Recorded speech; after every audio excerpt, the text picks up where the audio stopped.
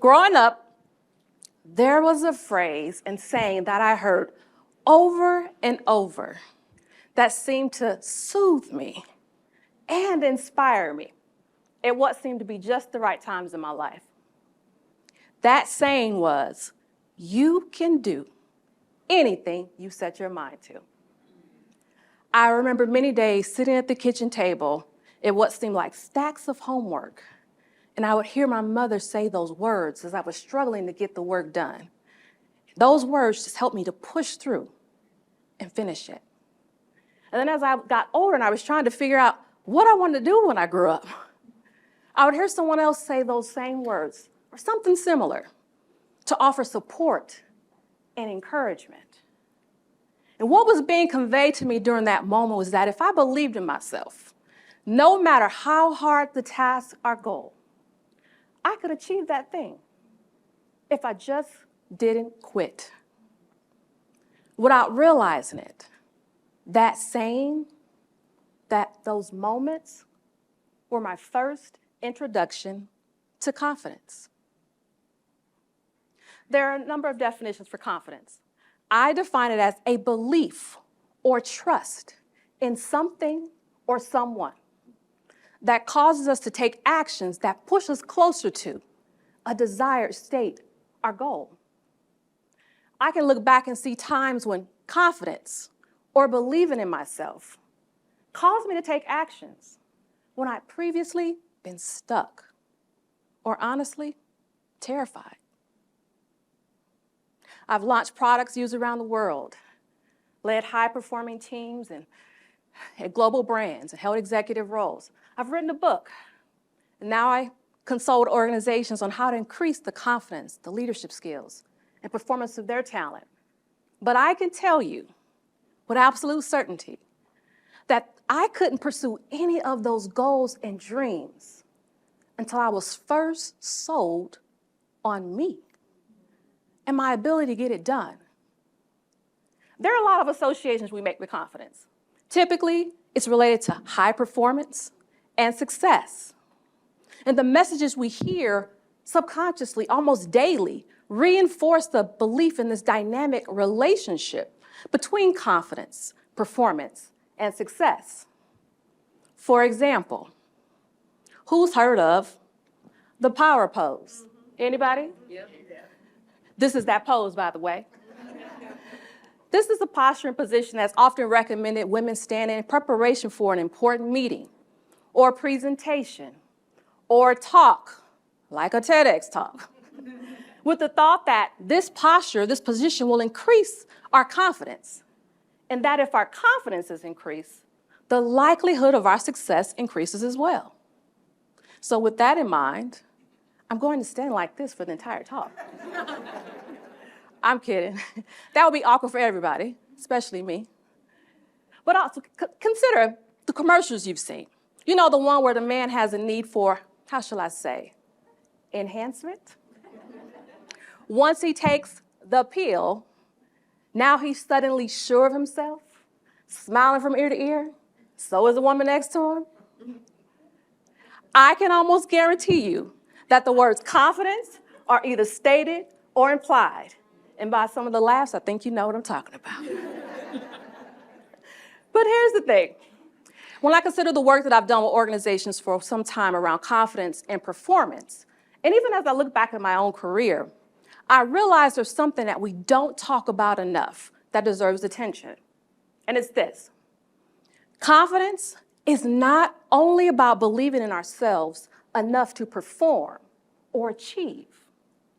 That's actually a one-sided view of confidence that can lead us to becoming high performers that are overwhelmed, burning out, and suffering at work and at home. I can look at various times in my career where I was so focused on being seen as the get-it-done person and doing the work and pursuing success that I wasn't taking an important moment to ask myself some questions like, are you okay? Are you well outside of the work? And if I'm honest, At times I felt guilty for taking care of me, and that somehow, by taking a step back and taking care of me, I was saying that I wasn't committed to my success. But I don't think I'm alone in this. I believe this happens to many of us subtly. Rightfully and understandably so, we know that we need to believe in ourselves enough to go after our goals and dreams. And so we do it with excitement and energy, as we should. And others around us are celebrating us because we are making moves. But then something else starts to happen. We start to question whether we can have success and rest. Or by slowing down a bit, we're going to compromise our success. So we work ourselves to exhaustion. Or we prioritize everyone else, from managers, teams, customers, families, and friends, and we go out of our way to make sure that they are okay. But we struggle to believe that our voice and our needs are just as important. And so we struggle to set healthy boundaries or say no when we should. Have you ever found yourself going nonstop and saying yes, even when you knew you needed to slow down, say no, and take some time for yourself? Chances are you have. Having complete confidence causes us to prioritize our wellness as much as our work and success, because it's based on a belief that you are important outside of the work. And it causes you to do whatever is necessary to protect and preserve your mental, emotional, and physical wellness. It's based on an underlying understanding that success, whether professionally, in your career or business, and wellness are not rivals. They're actually partners. I want to give you 4 steps to help you prioritize your wellness as much as your success.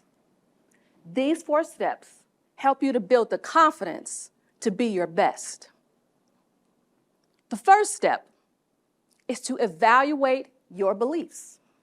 I call this getting to the root. Investigate your own internal narrative and how it's causing you to show up and why it doesn't allow you to prioritize you.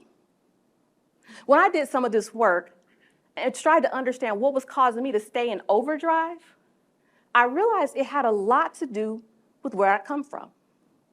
I was raised by a very loving family, but we were just above broke.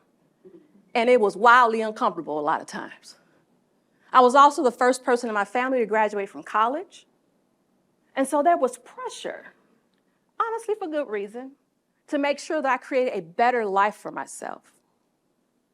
I didn't think I could slack, ever. I created an invisible race and clock in my head that didn't allow me to rest.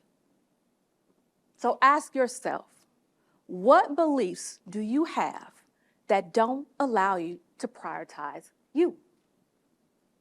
And when you've done that, the second step is to educate yourself on what wellness means for you, because it looks different for all of us. I don't mean going to get another degree. I mean becoming intentional. We probably got a lot of those in this room. Become intentional about pursuing new information and insights that will help you fill in the gaps related to your wellness, whether physically, mentally, or emotionally. And this is important because old habits die hard, and the temptation to work is very real. New information drives new beliefs. New beliefs drive new behaviors. This is the cycle of building confidence to prioritize you. Now, the truth of the matter is that you might need people to help you with this. And so this is where you should do what I call is create your own wellness board. These are people that are concerned about you outside of what you can give and do for them. This might look like a nutritionist, a physician, a mentor, a therapist, a coach, trusted family and friends, people that care about you. Now, if you're like me, you might have people like this already in your corner. They may say things that you find irritating at times, like, why don't you slow down sometimes? When is the last time you took some time off? You need to rest. Anybody got people like that? They might be the people to add to your wellness board. And when you do that, you've educated yourself and you think and you put together your wellness board. Now you need to go into action with this third step, and it's prioritize self-care. Actually prioritize self-care. This could look like a lot of things. Many times we tell ourselves we don't have the time.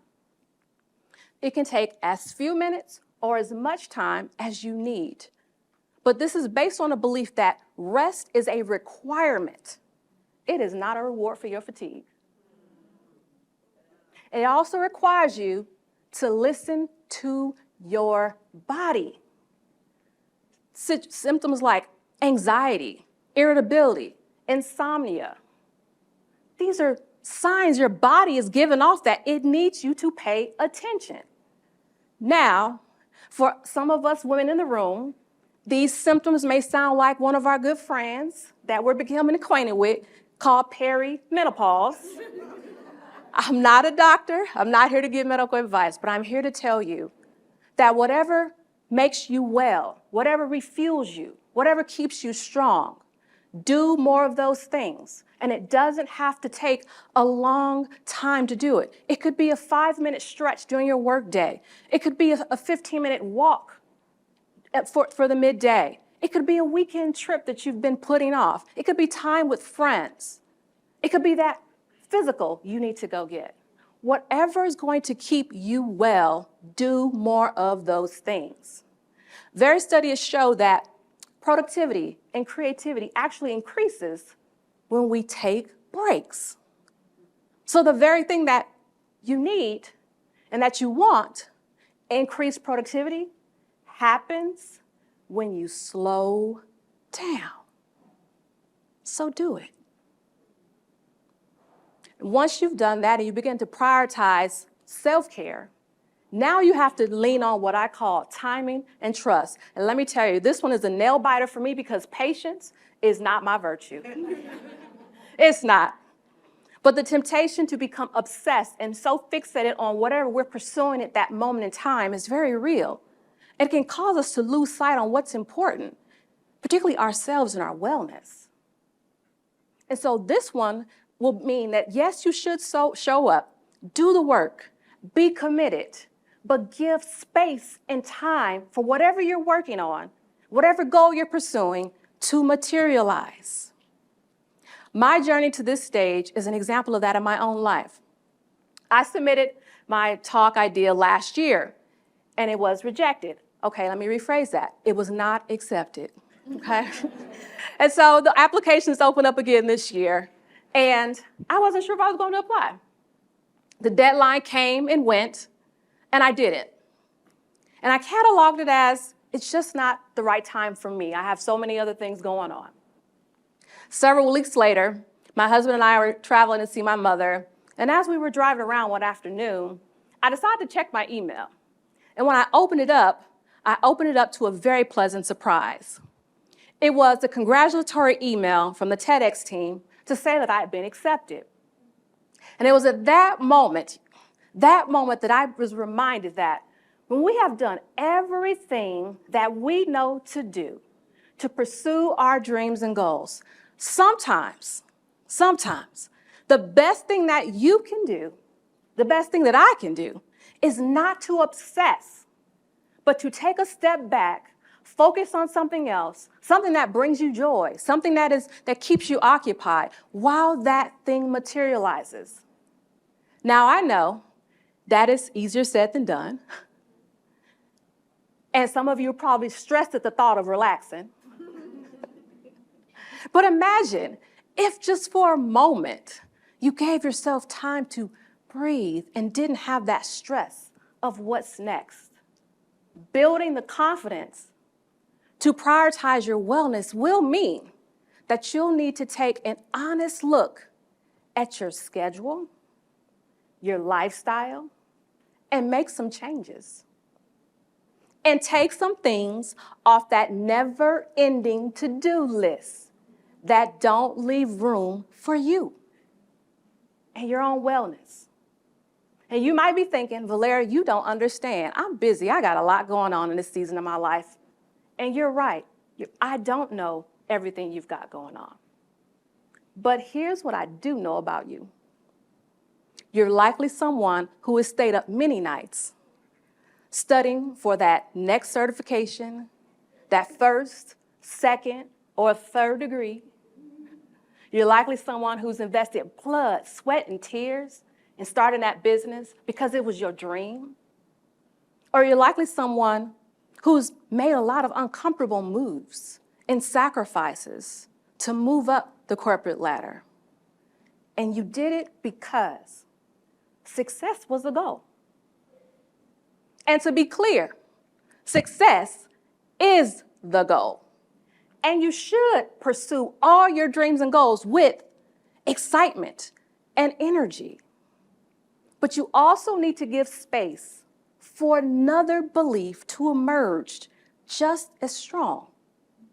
A belief that you are important outside of the work, that causes you to take actions, drastic actions, that prioritize your own wellness.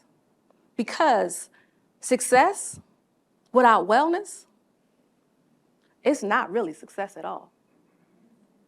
And it often has undesirable, unintended consequences. So yes, it will be uncomfortable to make some changes in your schedule, to not just work, and to do that, but to give some space for you and to rest. But I am confident, very confident, that you can do it.